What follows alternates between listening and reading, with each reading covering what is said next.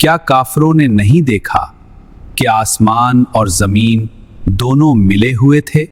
پھر ہم نے انہیں جدا کر دیا اور ہم نے پانی سے ہر جاندار چیز کو پیدا کیا، تو کیا وہ ایمان نہیں لائیں گے؟ ہزاروں برس قبل کی بات ہے جب یہ زمین بالکل ویران اور سنسان تھی، نہ انسانوں کا کوئی نام و نشان، نہ شہروں کی چہل پہل، نہ آبادیوں کا شور گل۔ صرف ایک ہی مخلوق اس طرح ارض پر سکونت پذیر تھی، جنات۔ جنات کے قبیلے زمین کے گوشے گوشے میں پھیلے ہوئے تھے، مگر افسوس کہ ان کے درمیان ہمیشہ خون ریزی، فساد اور بغاوت کا سلسلہ جاری رہتا تھا۔ پوری زمین ایک میدان جنگ بن چکی تھی۔ جب یہ منظر اللہ رب العزت کی بارگاہ میں پیش ہوا تو ذات باری تعالیٰ نے فیصلہ فرمایا کہ زمین کو اس فساد سے پاک کر دیا جائے۔ فرشتوں کو حکم ملا اور وہ عظیم لشکروں کی صورت میں زمین پر نازل ہوئے اور جنات پر زبردست حملہ کر دیا۔ جنات نے مقابلہ کرنے کی کوشش تو ضرور کی، لیکن اللہ تعالیٰ کے حکم کے سامنے وہ بے بس اور لاچار تھے۔ اس جنگ میں بے شمار جنات ہلاک ہوئے۔ ہم ان نورانی لشکروں کا مقابلہ نہیں کر سکتے، ان کی قوت ہماری آتشی کی طاقت سے کبھی زیادہ ہے، بھاگو۔ اور جو بچ نکلے وہ پہاڑوں کی چوٹیوں، جنگلوں کی تاریکیوں اور دور دراز جزیروں میں جا چکے۔ ان تمام جنات میں ایک نہایت ہی نیک اور عبادت گزار جن بھی تھا، جس کا نام تھا عزازیل۔ عزازیل باقی جنوں سے بالکل مختلف تھا۔ وہ فساد سے کوسوں دور رہتا اور شب و روز عبادت میں مشروف رہتا۔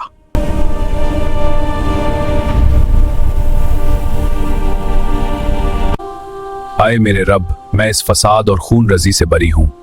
میری دنیا صرف تیری بندگی ہے، ان فسادیوں نے تیری زمین کو ظلم سے بھر دیا ہے۔ جب فرشتے جنات کے خلاف جنگ کے لیے آئے تو عزازیل نے کھل کر فرشتوں کا ساتھ دیا۔ فرشتے اس کی عبادت اور اخلاص سے بہت متاثر ہوئے۔ جب جنگ اختتام پذیر ہوئی تو وہ اسے اپنے ہمراہ آسمانوں پر لے گئے۔ اب عزازیل فرشتوں کی محفلوں میں رہنے لگا۔ وقت کے ساتھ ساتھ اس کا علم اور عبادت میں مقام بلند سے بلند تر ہوتا چلا گیا، یہاں تک کہ اللہ تعالیٰ کے یہاں اس کا درجہ بہت بلند ہو گیا۔ کاش اس زمین کی خلافت مجھے عطا ہو جائے، وہاں کا نظام میرے ہاتھوں میں ہو تو میں اسے اپنی عبادت سے روشن کر دوں۔ لیکن اسی دوران اس کے دل میں ایک خاموش خواہش نے جگہ بنانا شروع کر دی۔ کاش زمین کی خلافت مجھے عطا ہو جائے۔ یہ ایک ایسی سوچ تھی جس نے آنے والی وقت کا رخ بدلنا تھا۔ وقت گزرتا رہا، پھر ایک دن اللہ رب العزت کی جانب سے ایک عظیم اعلان ہوا، ایک ایسا اعلان جو ہر چیز کو بدل کر رکھ دینے والا تھا۔ اللہ تعالیٰ نے ارشاد فرمایا، میں زمین میں اپنا ایک خلیفہ بنانے والا ہوں۔ تمام مخلوقات میں ہلچل مچ گئی۔ سب کے ذہنوں میں یہی سوال تھا کہ زمین پر اللہ کا نائب یعنی ریپریزنٹیٹو کون ہوگا؟ خلیفہ؟ کیا کوئی ایسی مخلوق آئے گی جو زمین کا نظام سنبھالے گی؟ مگر ہم نے تو وہاں صرف فساد ہی دیکھا ہے۔ فرشتے زمین پر اس سے پہلے جنات کا فساد دیکھ چکے تھے۔ انہوں نے حیران ہو کر اللہ رب العزت سے عرض کیا، کیا تو زمین میں ایسے کو خلیفہ بنائے گا جو فساد کرے گا اور خون بہائے گا؟ اللہ تعالیٰ نے جواب میں فرمایا، میں وہ جانتا ہوں جو تم نہیں جانتے۔ دوسری طرف عزازیل یہ اعلان سن کر بہت خوش ہوا۔ وہ پوری طرح مطمئن تھا کی خلافت اب میرے قدموں میں ہوگی۔ یقیناً یہ مقام میرے لیے ہی ہے، اتنی عبادت اور اتنا علم کسی اور کے پاس کہاں۔ اللہ کے یہاں اس کا جو بلند مقام ہے، اس لیے اب زمین کی خلافت تو یقیناً اسے ہی ملنے والی ہے، مگر وہ نہیں جانتا تھا کہ کردار کی اصلی آزمائش اب شروع ہونے والی ہے۔ لیکن پھر ایک ایسا واقعہ پیش آیا جس نے سب کو حیران کر کے رکھ دیا۔ اللہ نے قرآن پاک میں فرمایا، اور ہم نے انسان کو مٹی کے خلاصے سے یعنی ایسنس سے پیدا کیا۔ अल्लाह ताला ने हजरत इजराइल अलैहिस्सलाम को हुक्म दिया कि वो जमीन के मुख्तलिफ इलाकों से मिट्टी जमा करें। हजरत इजराइल अलैहिस्सलाम ने पहाड़ों, मैदानों, सहराओं और जरखेज जमीनों से थोड़ी थोड़ी मिट्टी इकट्ठी की। ये मिट्टी मुख्तलिफ रंगों की थी, किसी जगह की मिट्टी नरम थी और किसी की सख्त। इस मिट्टी से अब अल्लाह ताला ने एक नई मखलूक तख्लीक फरमाना शुरू की, इंसान। जब पहले इंसान की तख्लीक मुकम्मल हुई तो उनका नाम रखा गया आदम। फिर अल्लाह ताला ने उनमें रूह फूंकी और यूं इंसानियत की इब्तदा यानी बिगिनिंग हो गई। अब तमाम मखलूकात की निगाहें हजरत आदम अलैहिस्सलाम पर थीं। इनमें क्या खास बात है? वो कैसे सबसे मुख्तलिफ हैं? मट्टी, ये तो वही मट्टी है जिस पर हमने कदम रखे। क्या ये मखलूक मुझसे बेहतर हो सकती है? इसमें ऐसी क्या बात है जो मुझ में नहीं? सुभान अल्लाह, ये तख्लीक तो निहायत हसीन और मुकम्मल है। अल्लाह की हर बात में हिकमत है। जमीन की खिलाफत का हकदार कौन है, इसका फैसला अब पूरी कायनात के सामने होने वाला था। अल्लाह ताला ने कुरान में फरमाया, और अल्लाह ने आदम को तमाम चीजों के नाम सिखाए। अल्लाह रब्बुल इज़्ज़त ने हजरत आदम अलैहिस्सलाम को खास इल्म अता करना शुरू किया, ऐसा इल्म जो इससे पहले कभी किसी को नहीं दिया गया था, ना फरिश्तों को ना जिन्नात को। अब इस इल्म से मुताल्लिक इम्तिहान यानी टेस्ट लेने की बारी थी। फिर उन्हें फरिश्तों के सामने पेश किया गया। अल्लाह ने फरमाया, अगर तुम सच्चे हो तो मुझे उनके नाम बताओ। फरिश्ते बोले, तू पाक है, हमें तो बस इतना ही इल्म है जितना तूने हमें सिखाया है। फरिश्ते किसी सवाल का जवाब ना दे सके। अब हजरत आदम अलैहिस्सलाम को हुक्म हुआ कि वो इन चीजों के नाम बताएं। ये समावात हैं, ये अर्ज हैं, ये शजर हैं, ये बहार हैं और ये तमाम कायनात के वो मख्फी असरार हैं जिनका इल्म मेरे रब ने मुझे अता किया है। हजरत आदम अलैहिस्सलाम ने तमाम सवालों के सही और बिल्कुल दुरुस्त जवाब दिए। अब फरिश्तों पर बिल्कुल वाज़े यानी क्लियर हो गया कि इंसान उनसे बहुत बरतर है यानी सुपीरियर है। ये सिर्फ मिट्टी का एक जिस्म नहीं था, बल्कि इल्म और खिलाफत का एक अजीम मरकज था। कायनात की नई मालिक का इंतखाब हो चुका था। और फिर वो दिन आ गया जब जमीन की खिलाफत का हातमी फाइनल फैसला किया जाना था। मजलिस में तमाम फरिश्ते और अजाजील भी मौजूद थे। अजाजील के दिल में इंसान के खिलाफ हसद की चिंगारी भड़क रही थी, मगर उसे अपनी इबादत पर बहुत नाज था। मैं आग से बना हूं, मेरी तासीर बुलंद है। ये आदम तो महज मिट्टी का एक पुतला है जो मेरे कदमों की धूल से बाना है। खिलाफत तो सिर्फ मेरा हक है। और फिर अल्लाह ताला ने अपना फैसला सुना दिया कि जमीन पर उसका खलीफा इंसान होगा। अजाजील पर यह खबर बिजली बनकर गिरी, वो सदमे में चला गया। अब अल्लाह रब्बुल इज़्ज़त ने तमाम फरिश्तों और अजाजील को हुक्म दिया, आदम को सजदा करो। अल्लाह रब्बुल इज़्ज़त के इस हुक्म के साथ ही तमाम फरिश्ते फौरन सजदे में गिर गए, सिवाय अजाजील के। किसी की मजाल ना थी कि अल्लाह के हुक्म का इनकार करे, मगर वो बदबख्त गर्दन अकड़ाए गुस्से और तकब्बुर के साथ खड़ा रहा। अल्लाह ताला ने पूछा, तुझे किस चीज ने रोका कि तू सजदा ना करे जबकि मैंने तुझे हुक्म दिया? मैं कभी भी इस मिट्टी के बने आदम को साजदा नहीं करूंगा, मैं इससे बेहतर हूं। तूने मुझे आग से पैदा किया और इसे मिट्टी से। अल्लाह रब्बुल इज़्ज़त ने निहायत जलाल से फरमाया, निकल जा यहां से, तुझे ये हक नहीं कि यहां तकब्बुर करे, यकीनन तू जलीलों में से है। अब वो अजाजील इब्लीस बन चुका था, मरदूद और शैतान। मगर शर्मिंदा होने के बजाय उसने एक हैरान कुन दरख्वास्त की। ऐ मेरे रब, अगर तूने मुझे निकाल ही दिया है तो मुझे कयामत तक महलत अता कर, जिस दिन इंसानों को कब्रों से उठाया जाएगा। अल्लाह रब्बुल इज़्ज़त ने फरमाया, जा, तुझे मोहलत दी गई। अब क्योंकि तूने मुझे गुमराह किया है, इसलिए मैं भी कसम खाता हूं कि इन इंसानों की घात लगाकर तेरे सीधे रास्ते पर बैठा रहूंगा। फिर मैं उन पर चारों तरफ से हमले करूंगा, उनके सामने से भी, उनके पीछे से भी, उनके दाएं तरफ से भी और उनके बाएं तरफ से भी। और तू उनमें से अक्सर लोगों को शुक्रगुजार नहीं पाएगा। मैं उन्हें बहका कर रहूंगा।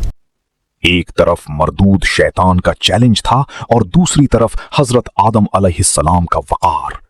इंसानियत का इम्तिहान शुरू हो चुका था। अल्लाह रब्बुल इज्जत ने निहायत जलाल से फरमाया, निकल जा यहां से जलील और मरदूद होकर। उनमें से जो तेरे पीछे चलेगा वो भी तेरा साथी होगा और मैं तुम सबसे जहन्नुम को भर दूंगा। यूं इब्लीस इंतहाई जलील होकर बारगाहे खुदावंदी से निकल गया। वो गुस्से और इंतकाम की आग में जल रहा था। हजरत आदम अलैहिस्सलाम जन्नत में रहने लगे। वहां हर तरह की नेमतें थीं। ऐ मेरे रब, तेरा शुक्र अदा करता हूं कि तूने अपने नेक और महबूब बंदों में मुझे शामिल किया और मुझे इस अजीम ठकाने से नवाजा। लेकिन इतनी नेमतों के बावजूद वो अकेला महसूस करते थे। अल्लाह रब्बुल इज्जत ने उनकी तन्हाई दूर करने के लिए उनकी ज़ौजा हजरत हव्वा अलैहिस्सलाम को पैदा फरमाया। वो उनकी रफीका बनी। अब हजरत आदम और हजरत हव्वा दोनों खुशी से जन्नत में रहने लगी। अल्लाह रब्बुल इज्जत ने फरमाया, ऐ आदम, तुम और तुम्हारी बीवी जन्नत में रहो, जहां से चाहो खाओ पियो, खुशी से रहो, मगर एक दरख्त के करीब मत जाना, वरना तुम जालिमों में से हो जाओगी। हम तेरे हुक्म की तामील करेंगे। हम इस दरख्त के करीब कभी नहीं जाएंगे, क्योंकि तेरी नाफरमानी में ही हमारी बर्बादी है। जन्नत में सुकून था, मगर इब्लीस बाहर घात लगाए बैठा था। वो उन्हें इस दरख्त तक ले जाने की साजिश बुन रहा था। जन्नत में हर तरफ नेमतें थीं, आराम था, सुकून था। सिर्फ एक दरख्त था जिसके करीब जाने से अल्लाह रब्बुल इज्जत ने मना फरमाया था। मगर शैतान, जो पहले ही जन्नत से निकाला जा चुका था, हजरत आदम अलैहिस्सलाम से हसद और दुश्मनी में जल रहा था। वो चाहता था कि आदम और हव्वा भी अल्लाह ताला की नाफरमानी करें, ताकि वो भी उसकी तरह जन्नत से निकाले जाएं। इसलिए वो चुपके से आया और वसवसे डालने शुरू कर दिए। ऐ आदम, ऐ हवा, क्या मैं तुम्हें इस दरख्त के बारे में ना बताऊं जिसका फल खाने से तुम हमेशा जिंदा रहोगे? ऐ आदम, ऐ हवा, क्या मैं तुम्हें इस दरख्त के बारे में ना बताऊं जिसका फल खाने से तुम हमेशा जिंदा रहोगे? हमें हमारे रब ने उससे रोका है। हमें किसी और चीज की जरूरत नहीं। हम यहां खुश हैं। तुम चले जाओ यहां से। तुम्हारे रब ने तुम्हें इस दरख्त से सिर्फ इसलिए रोका है ताकि तुम फरिश्ते ना बन जाओ या तुम्हें हमेशा की जिंदगी। देखो, ये शजरे खल्द है। इसका फल खाते ही तुम आजाद हो जाओगे। मैं तुम्हारा खैर खां हूं। मैं कसम खाता हूं कि जो मैं कह रहा हूं वो सच है। क्या तुम नहीं चाहते कि तुम कभी मौत का मजा ना चखो? इब्लीस ने अपनी मक्कारी से उनके दिलों में शक का बीज बो दिया था। वो उन्हें हमेशा की जिंदगी का लालच देकर उस दरख्त के करीब ले जाने में कामयाब हो रहा था। इब्लीस ने बड़ी नरमी, चालाकी और झूठी कस्मों के साथ ये जाहिर किया कि वो उनका खैर ख्वाह है। भला चाहता हूं, मेरी बात मानो, इस दरख्त का फल खा लो, देखना तुम्हें क्या मुकाम हासिल होता है। क्या मैं तुम्हें हमेशा की बादशाह का रास्ता ना दिखाऊं? हजरत आदम और हव्वा ने कभी झूठ सुना ही नहीं था और ना कभी किसी को अल्लाह की झूठी कसम खाते देखा था। तो बिल आखिर वो धोखा खा गए और उस दरख्त का फल खा लिया। बस यही वो लम्हा था जिसने सब कुछ बदल दिया। अल्लाह ताला का हुक्म टूट चुका था। जैसे ही उन्होंने फल खाया, फौरन जन्नत का नूरानी लिबास उनके जिस्मों पर से गायब हो गया। हवा, ये क्या हुआ? हमसे ये क्या खता हो गई? हमें फौरान खुद को ढांपना होगा। वो घबराकर जन्नत के पत्तों से खुद को छुपाने लगे। पुरसुकून जन्नत में अब एक अजीब सी बेचैनी थी। अल्लाह ताला ने हजरत आदम को पुकारा, क्या मैंने तुम्हें इस दरख्त से मना नहीं किया था? ऐ हमारे रब, हमने अपनी जानों पर जुल्म किया। अगर तू हमें ना बख्शे तो हम बर्बाद हो जाएंगे। इब्लीस की साजिश कामयाब हुई, मगर आदम की तौबा ने रास्ता दिखा दिया। ऐ हमारे रब, हमने अपनी जानों पर जुल्म किया। अगर तू हमें ना बख्शे तो हम बर्बाद हो जाएंगे। हजरत आदम और अम्मा हव्वा ने ये दुआ मांगना शुरू की तो अल्लाह ताला ने उनकी तौबा कबूल कर ली और यूं तौबा का दरवाजा हमेशा के लिए खुल गया। फिर अल्लाह ताला ने फरमाया, अब तुम सब इंसान और शैतान जमीन पर उतर जाओ, तुम एक दूसरे के दुश्मन होगे, वहां तुम्हें एक वक्त मुकर्रर तक ठहरना है। हजरत आदम और हजरत हव्वा को जन्नत से उतारकर उस जमीन पर भेज दिया गया, लेकिन वो जमीन के मुख्तलिफ हिस्सों में उतरी। हजरत आदम अलैहिस्सलाम हिंदुस्तान में उतरी, अकेली, तन्हा। चारों तरफ घनी जंगल और ऊंची पहाड़ थी। ऐ मेरे रब, मैं इस वसी जमीन पर अकेला हूँ। मेरी रफीका, मेरी हवा कहाँ है? हमने मिलकर गुनाह किया, पर आज मैं तन्हा हूँ। दूसरी तरफ हजरत हव्वा अलैहिस्सलाम जिद्दा में उतरी, दूर, बहुत दूर। वो टपती हुई सहरा और समुंदर के किनारे तन्हा थी। आदम, कहाँ हो तुम? क्या इस दुनिया में मैं हमेशा के लिए अकेली कर दी गई? मेरे साथी, मुझे पुकारो। दोनों एक दूसरे को तलाश करने लगी। दिन गुजरी, हफ्ते गुजरी, महीने गुजरी। हजरत आदम अलैहिस्सलाम चलती रही, तलाश करती रही। मैं हर रास्ता छान लूंगा, मैं हर दरिया पार करूंगा। जब तक मेरा दम में दम है, मैं अपनी हवा को तलाश करता रहूंगा। हजरत हव्वा अलैहिस्सलाम भी उन्हीं की जुस्तजू में सरगर्दान थी। जमीन वसी थी, रास्ते कठिन थी, मगर मिलने की तड़प उन्हें एक दूसरे के करीब ला रही थी। और फिर एक दिन अल्लाह की रहमत से वो लम्हा आ गया। दूर उफक पर दो साए एक दूसरे की तरफ बढ़ते नजर आए। दोनों की निगाहें मिली, दिल पहचान गए, कदम तेज हो गए और वहां उस मुकद्दस पहाड़ पर दोनों दोबारा मिल गए। हवा, क्या ये तुम हो? मेरे रब ने मुझ पर रहम कर दिया। मैंने तुम्हें कहां कहां नहीं ढूंढा। आदम, मेरे सरताज, मैंने हर सहरा और हर दरिया से तुम्हारा पता पूछा। अल्लाह का शुक्र है कि उसने हमें दोबारा मिला दिया। आंसुओं में शुक्र था, दुआओं में खुशी थी। यही वजह है कि आज भी लाखों मुसलमान मैदान अरफात में जमा होते हैं, मगर इस जमीन पर सब कुछ मुख्तलिफ था। यहां आकर उन्हें पहली बार भूख का एहसास हुआ। हवा, मुझे अपने अंदर एक अजीब सी कमजोरी महसूस हो रही है। ये जन्नत जैसा सुकून नहीं है। ये क्या है? जमीन पर उतरने के बाद हजरत जिब्राईल अलैहिस्सलाम हजरत आदम अलैहिस्सलाम के पास आए।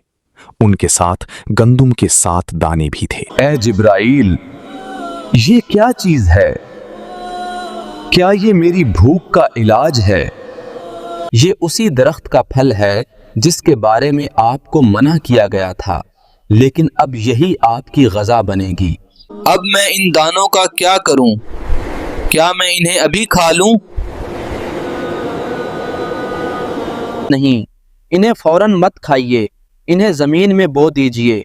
इस जमीन पर पेट भरने के लिए मेहनत करनी होगी। हजरत आदम ने उन दानों को जमीन में बो दिया। वो खेती बाड़ी का पहला सबक था। कुछ अरसे बाद वो दाने उगे। हजरत आदम ने फसल काटी और उन दानों को साफ किया। हव्वा, देखो, एक दाने से इतनी सारी बालियां निकल आईं। मेरे रब की हिकमत कितनी वसीया है। फिर उन्हें पीसा, आटा गूंधा और रोटी बनाई। यूं पहली बार पेट भरा। खाने के बाद अब जिस्म को ढांपने का मसला था। हजरत जिब्राईल अलैहिस्सलाम दोबारा मदद के लिए आए। ऐ आदम, इन भेड़ों की अवन को उतारिए, इससे आपका लिबास तैयार होगा जो गर्मी और सर्दी से बचाएगा। पहले उन्होंने ऊन काटी, फिर चरखे पर धागा बनाया। ये इंसानियत का पहला कारखाना था। ये धागा कितना नर्म और मजबूत है। इससे हमारा नया लिबास बनेगा जो हमें जमीन की सख्तियों से महफूज रखेगा। हजरत आदम अलैहिस्सलाम ने अपने लिए एक जुब्बा और हजरत हव्वा के लिए कमीज और ओढ़नी तैयार की। अल्हम्दुलिल्लाह, आज हमने रहना, खाना और पहनना सीख लिया। अब हम यहाँ अपनी नस्ल को परवान चढ़ाएंगे। और यूं इस जमीन पर इंसानियत का आगाज हुआ, मगर अंधेरों में कोई अब भी घात लगाए बैठा था। तुमने खेती सीख ली, तुमने लिबास पहन लिया। इंसान और शैतान की कहानी शुरू हुई। एक ऐसी जंग जो आज तक जारी है। एक तरफ आदम की तौबा और मेहनत, दूसरी तरफ इब्लीस का तकब्बुर।